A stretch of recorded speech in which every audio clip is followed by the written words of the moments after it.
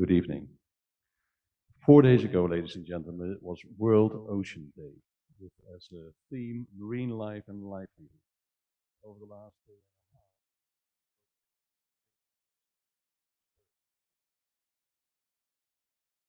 interesting for some of you at least to have a little bit of context when it comes to research on cetaceans, when it comes to World Ocean Days and species, endangered species as well.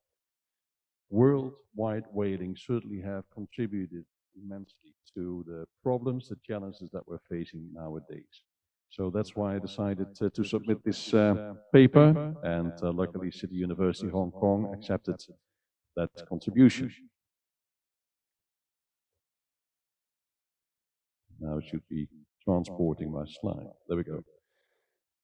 This year, it's 75 years ago that the International Whaling Commission was established on the 2nd of December 1946. This commission was established and is still quite active. It was established to try to deal with the increased whaling activities that various nations in Europe deployed. And by installing the International Whaling Commission, it was perceived that by setting quota to the whaling fishery, the industry could be channeled, could be controlled. And what I would like to do tonight is just take you by the hand back into history and see to what extent this control has been successful. So what I would like to start with basically is something that's not mentioned here. About 3,000 years ago, human nature, humans, I should say, already had interactions with whales and whaling, as is obvious from various rock carvings, for instance. But to take it a bit more to our time, I would like to focus on the 7th century onwards, when Norwegian sagas already refer to whale strandings and the division of blubber amongst the coastal people who saw it as a delicacy and a very valuable commodity, but part of the blubber of the whale would also go to the Norwegian king and court. We'll make a little jump. In the 11th century, Basque whalemen living in the northern part of Spain and the southern part of France started to hunt for northern right whales. They were quite successful in the Bay of Biscay. They practiced the whaling activities for quite some time until sometime in the 16th century, the whales seemed to be depleted, and for the whaling activities, the Basques needed to go across the Atlantic to the coast of Canada and Labrador, where archaeologists in the 1980s and 90s found various settlements of Basque whalemen in Red Bay, Labrador. James Tuck is one of the archaeologists who played a very important role in discerning the importance of that discovery and discerning the settlement of Basques on the coast of Canada. The Basques were beyond any measure, they were the experts when it comes to whaling. And they were considered to be experts by other nations as well. So when England in 1610 and the Netherlands in 1612 started to conduct their whaling businesses, they really wanted to deploy Basque whalemen, especially harpooneers, to make their businesses successful. And that's interesting. As an historian, I try to combine a number of sources. So we use written sources, documents, archival documents. We also use non-written sources, like, for instance, this painting here, to see if we can get a bit more documentation about the involvement of, for instance, the Basques in Dutch whaling. It might be that the picture is not that fantastic, but I hope you will be able to discern the large whale ships here moored in the bays of what is considered to be Spitsbergen, Svalbard, some 1,500 kilometers south of Iceland. Whalemen went out in smaller boats, hunted whales, harpooned whales, killed whales with their lances, and then would bring the whales back to the beach, where, as you can see in this detail here, whales were cut into smaller pieces and the blubber was processed in these try-works here, in these ovens, and blubber was then turned into oil. Now, I also included this detail here because I mentioned the Basques. Look at this chap here with his little beret. warming his hands, while all the other ones are doing the dirty work. This is supposed to be one of these Basque harpooneers, the experts who were paid quite dearly and stiffly to bring their expertise into the whale fishery. So quite an interesting detail that Cornelis Klaas van Wieringen in 1619 brought into his painting here. So a wonderful, that is what we consider a wonderful manifestation of international influences. It started out with bay whaling for quite some time, until the whales went north. Because of climatological changes, ice flows in the bays disappeared, plankton moved with the ice pack up to the north, whales went up north as well, and of course the whalemen needed to follow the whales. So that's the time that whales were being hunted amidst ice flows, as you can see here. And there's a detail here as well, because you can see that the whole practice, the whole business model, if you'd like, of whaling was changed. No longer were whales brought over to the beach to be processed, they were brought alongside the ship. Pieces of blubber were cut from the whale, brought on board, put into casks, and then the ships would return, in this particular case, to the Netherlands, and the blubber would be tried out in the Netherlands, turned into oil, and sold to the domestic or the European markets. A whole different type of whaling originated after 1660, 1670. In total, it has been estimated that during the 17th and 18th century, so close to 40,000 Greenland right whales have been caught. 40,000. Please keep that number in mind when we move forward to the next chapter here. Yankee whaling. You might be familiar with the island of Nantucket in Massachusetts. That's where, in the middle of the 18th century, first whaling activities were conducted, quite close to the coast. They were not that successful, and eventually, after a few decades, New Bedford in Massachusetts took over the position of Nantucket when it comes to Yankee whaling. Quite rapidly, all kinds of cities along the New England coast started to have their whaling firms be involved, with New Bedford, without any doubt, being the whaling capital of the world since 1820 until the late 19th century. Apart from hunting whales, it might be interesting for you to know also that these crews that were deployed by the whaling firms in America did consist not only of American whalemen, but also of crews from the Cape Verdean Islands and from the Azores, from Portugal. They came from all over the world because whaling was quite a successful business, a profitable business. As you can see in this slide, it is estimated that during the century of Yankee whaling, American whaling, over 100,000 large whales have been hunted. And the various species are mentioned here as well. Sperm whale in the southern fisheries especially was quite a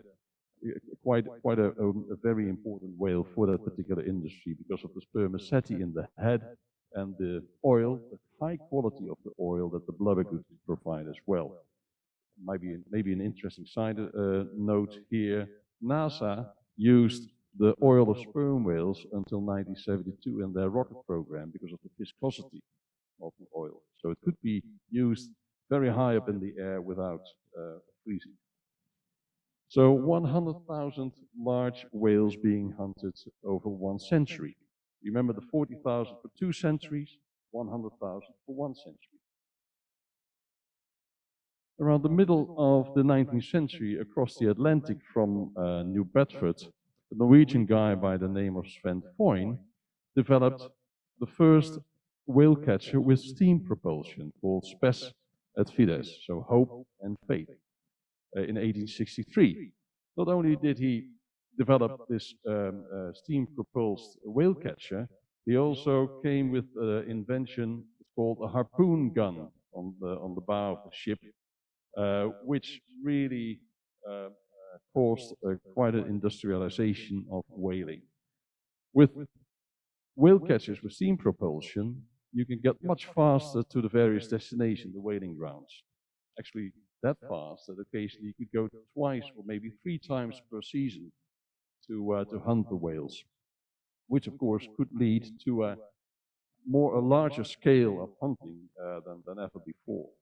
And also with the introduction of the harpoon gun, Sven Foyn was quite successful in his catches.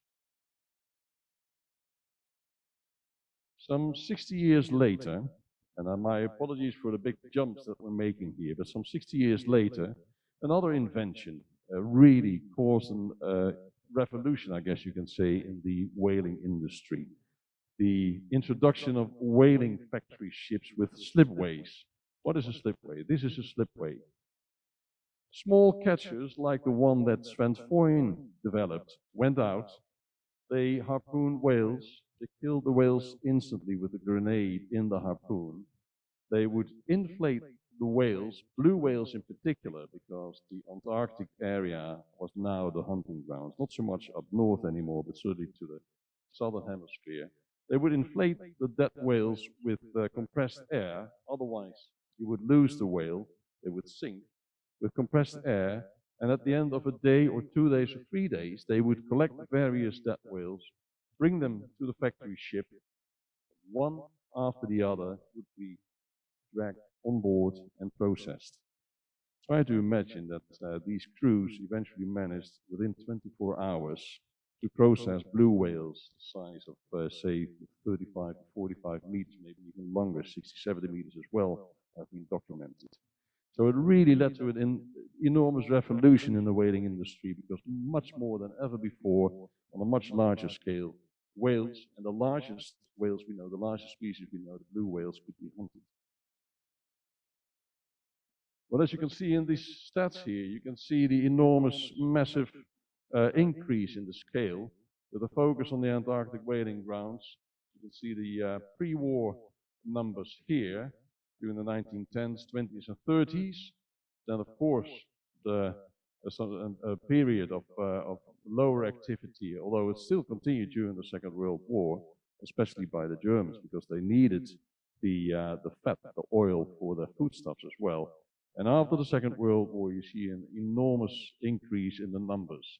And that's exactly when and why the International Whaling Commission was established, to try to control the catch. Not per se to prevent whalemen from catching, but try to control the catch.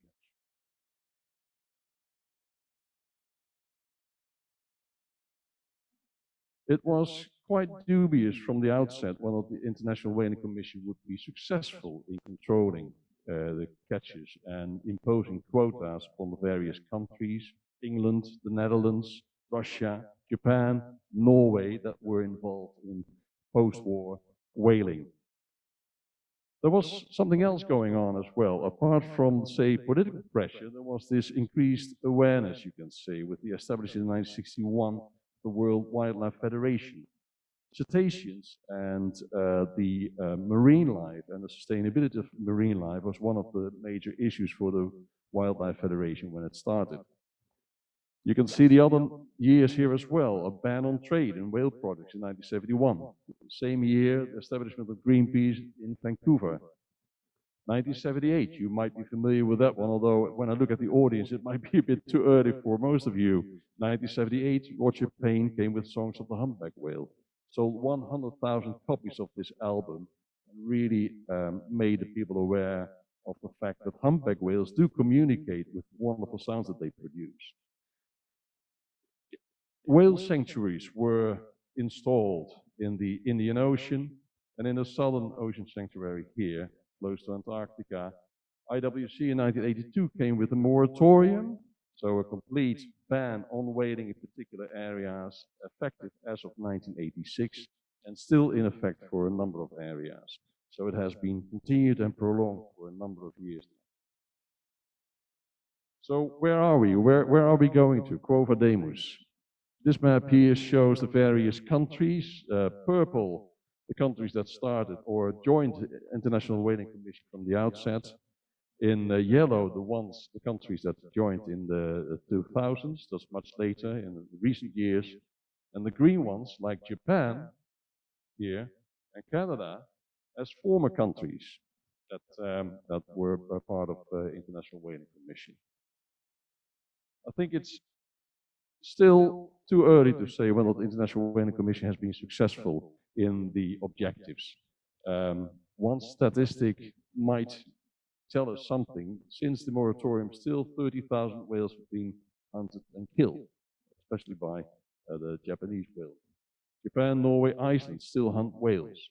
There are additional threats, I believe that's been talked about yesterday as well. Overfishing, entangled in nets. So when it comes to the International Whaling Commission, we might still have our doubts whether it's successful or not when they are celebrating the 75 years of establishment.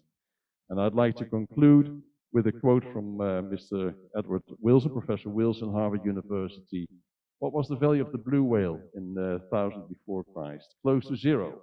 What will be its value 3,000 years? Or in the year 3000? Essentially limitless.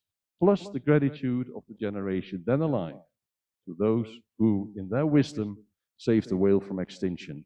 I believe there are a lot of people in the crowd, in the audience, all over the globe with a lot of wisdom. Let us bring that wisdom together and try to save not only the whale, but all the other marine life that is endangered from extinction. Thank you so much for your attention. Thank you.